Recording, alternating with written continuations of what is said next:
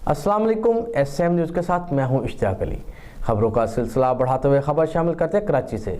कराची में लांडी बच्चा जेल के सामने दो मुसाफिर बसें आपस में टकरा गईं, जिसके नतीजे में 3 अफराद जाँ बहक हो गए और दूसरी जानब काठौर मोटर के करीबी बस और ट्रेलर में तसादम के नतीजे में 25 अफराद जख्मी हो गए। इसी हवाले से मजीद तफसीलात जानते हैं ब्यूरो चीफ जुल्फकार अली से। जी जुल्फकार, बताइएगा क्या तफसीलात है आपके पास? जी बिल्कुल, ये अफसोसनाक हादसा आज अल सुबह कराची के इलाके लांडी बच्चा जेल के सामने पेश आया, जिसके नतीजे में 3 अफराद जहाँ बहक हो गए, जिनकी लाशें जिला अस्पताल मुंतकिल कर दी गई हैं।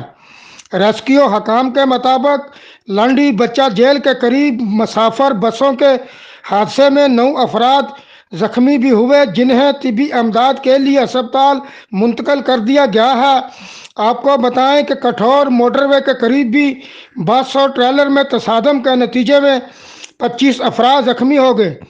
रेस्क्यू जराये का बताना है कि हादसे का शिकार बस हैदराबाद से कराची आ रही थी कि कठौर के करीब ट्रेलर से टकरा गई। हादसे के जख्मियों को करीबी अस्पताल मुंतकिल कर दिया गया है। जी बहुत शुक्रिया जुल्फकार तफसीलात से आगाह करने के लिए। अब तक के लिए इतना ही। मजीद खबरों के लिए देखते रहिए SM न्यूज़।